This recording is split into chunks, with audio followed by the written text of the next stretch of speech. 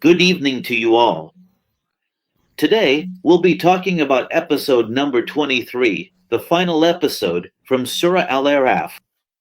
Those whom you call upon besides Allah are servants just like you. So call upon them and let them respond to you if you are truthful. The meaning of the verse is that the idols you worship, O polytheists, are owned by Allah and subjugated to Him just like you. There's another opinion that says, no, that's not what the verse means. The idols here, those whom you call upon, actually refers to the angels.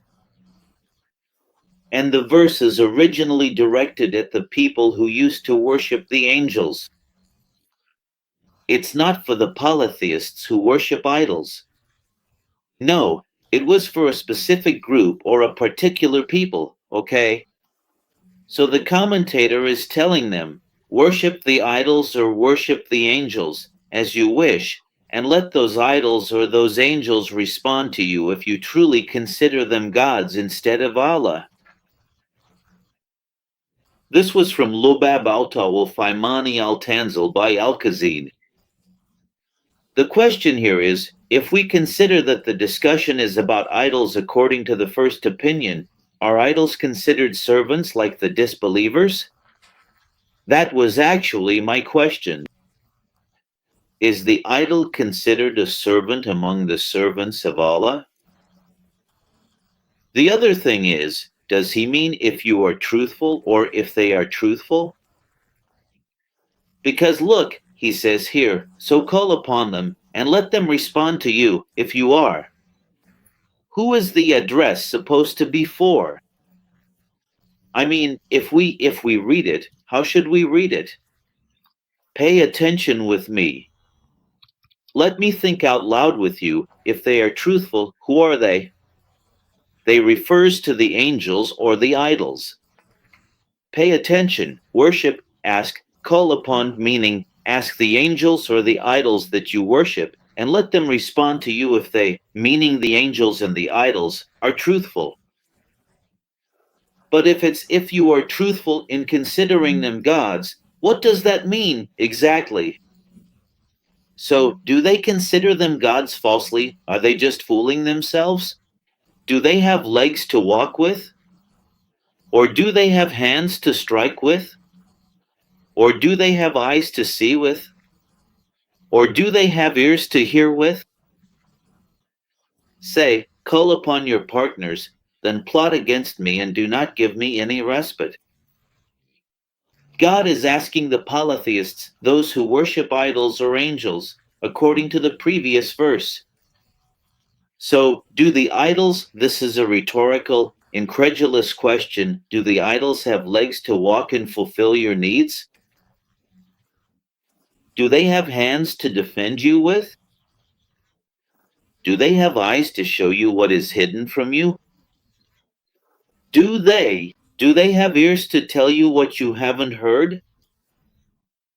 Say to them, O Muhammad, call upon your idols and try together to harm me, but you will fail, for God has protected me from you.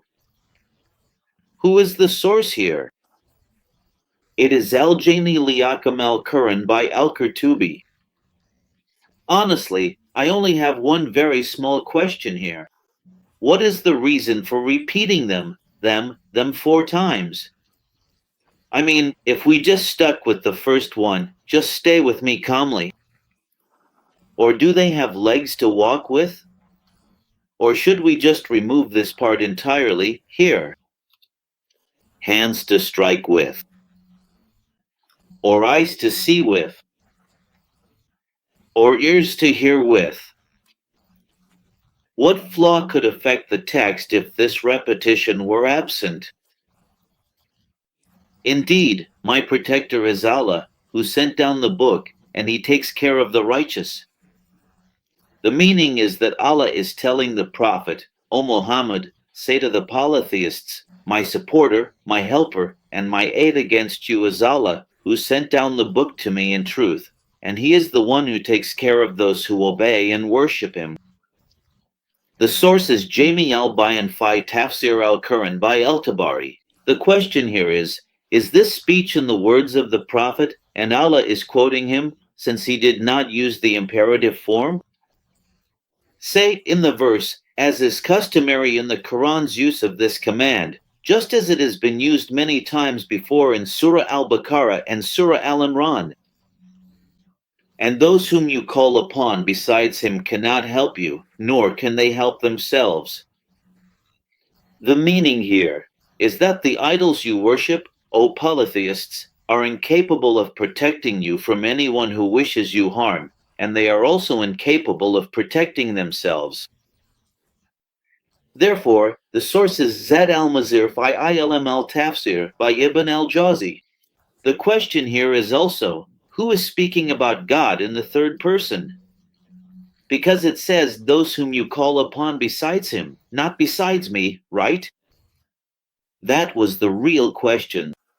The point to note here, my friends, is that this verse is repeated twice in Surah Al-Aaraf. Even though the wording differs, it gives the same meaning. I hope the writing is clear in front of you. Here it says, nor can they help them, nor can they help themselves. Al-Aaraf 192. Then it goes on to say, and those whom you call upon besides him cannot help you, nor can they help themselves. Al-Aaraf 197.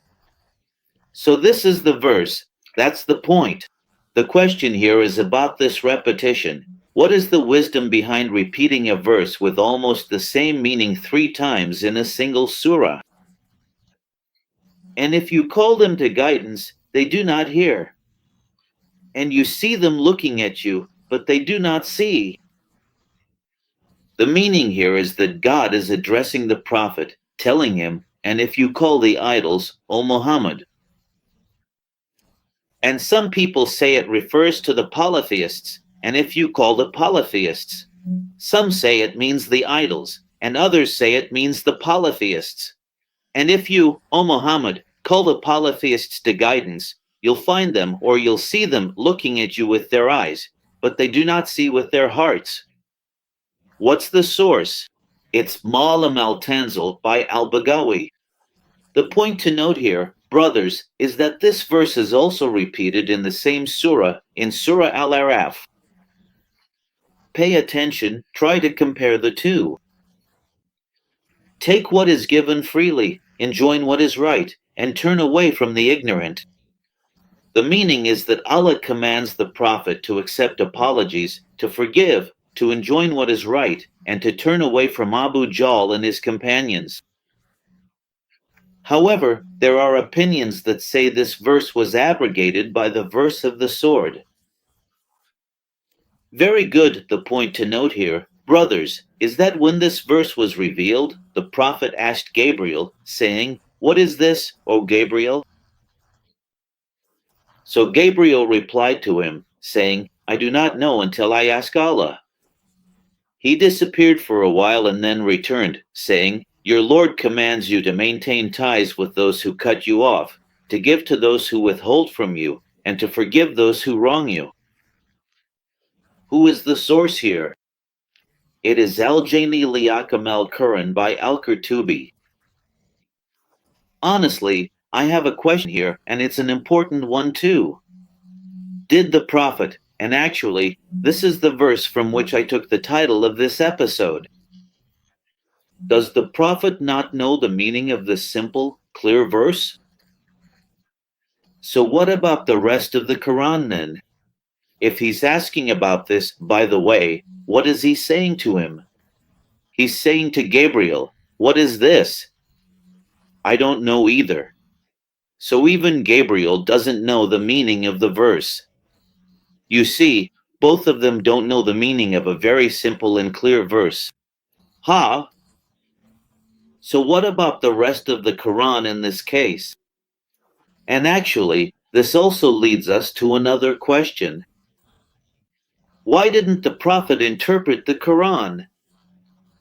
That's the thing. That's a very important question, by the way. Why didn't the caliphs interpret the Quran, and even the companions around the Prophet, like Ibn Abbas and others, you know? Yeah, the caliphs didn't interpret it. The companions didn't interpret it. The followers didn't interpret it. None of them interpreted it. So it's clear that even the Prophet himself didn't know the meanings of the Quran. Otherwise, he would have left us a comprehensive and definitive interpretation of God's word. Instead of the disagreements we're stuck in today, this verse means such and such, and others say it means something else. There's a lot of disagreement, about very important matters that really need to be settled and decided. That was an important question, to be fair, and we should ask ourselves. Even the Prophet, throughout his life, gave, I don't know, around 300 or 400 sermons. I honestly can't remember the exact number, but he didn't leave us like the people who wrote down the Quran could have written down the Prophet's sermons.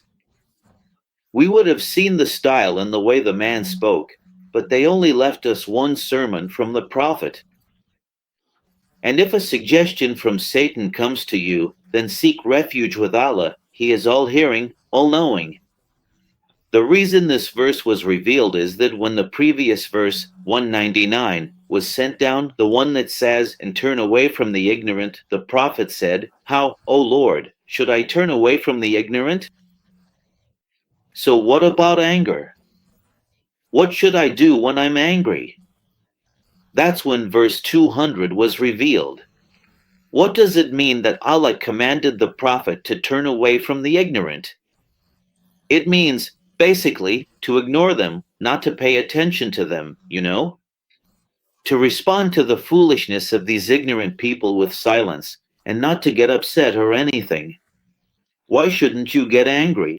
Because anger, well, Satan takes advantage of a person's anger to push them into making mistakes. And so, Allah instructed the Prophet that whenever he faced any provocation, violations, or mockery from the foolish, he should seek refuge in Allah. The source that explains this meaning and the reason for the revelation is Mufati al-Ghaib by Al-Razi. The real question that arises here is the Prophet immune from Satan's whispers, or is he, like other humans, susceptible to Satan's whispering?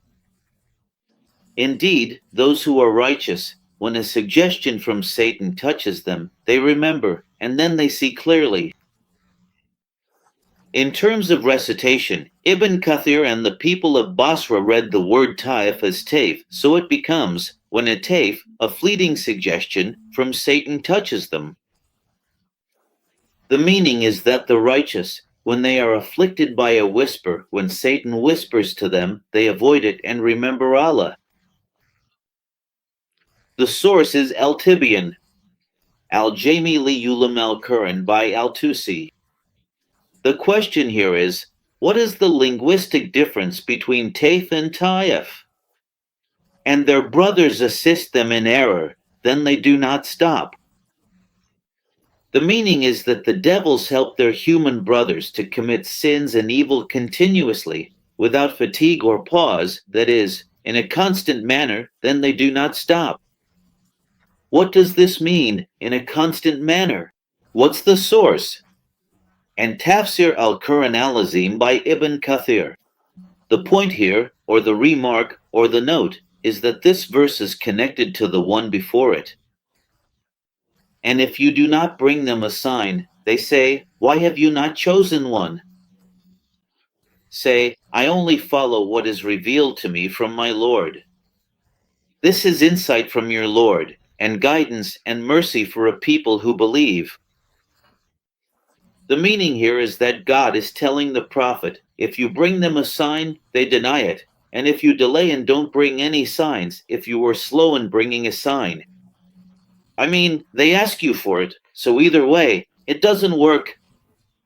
If you bring them a sign, they deny it, and if you don't bring the sign, they ask for it. That's what the verse is about. That's the meaning in plain, everyday language. So tell them that these signs aren't from me, they're from God. He sends them according to what's best, not just because they're requested.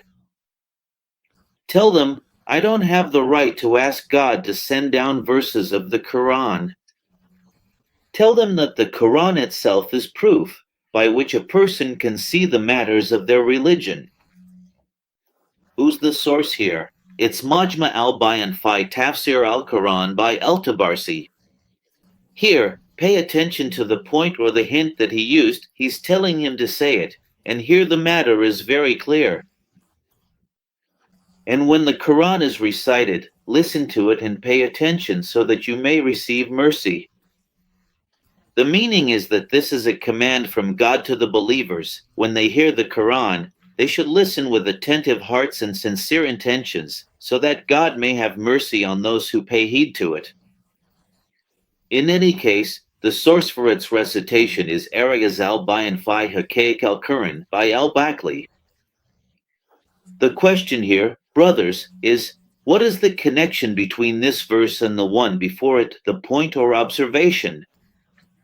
It means that this is a direct command from God to the believers without going through the Prophet Muhammad. And remember your Lord within yourself, humbly and with fear, and without raising your voice in the mornings and evenings, and do not be among the heedless. The meaning is that this is a message directed from God directly. He is saying, O you who hear the Quran, remember God with your tongue, but without raising your voice during the time between dawn and sunrise, and do not let the world and its worries distract you from the Quran. The source here is Al-Wazid fi Tafsir al-Quran by Sheikh Muhammad Sayyid Tantawi. Indeed, those who are with your Lord are never too proud to worship him. They glorify him and to him they prostrate. Again, the meaning here. The angels who are with your Lord, O you who hear the Quran, are not arrogant about worshiping God. They exalt God above what does not befit him and submit to him. So be like them, be like the angels. Who does that mean? The source here is Jami al-Bayan fi Tafsir al-Quran by al-Tabari. Actually, the address here also shifts from the plural in the previous verse to the singular here, so singular, plural, singular. The real question here, which we'll end with, is do these verses, or even just the last 3 verses, constitute a logical conclusion? Because God is addressing the believer or believers directly, sometimes in the singular, sometimes in the plural, and then back to the singular. But pay attention, that's not the point. The point is, does this ending, specifically the last 3 verses, really serve as a fitting conclusion to the topics we discussed throughout the entire surah? That was actually the question, because the surah covered so many things, very complex issues and topics, and then, in the end, it concluded with an address that I think has nothing to do with what came before. Thank you very much. Goodbye.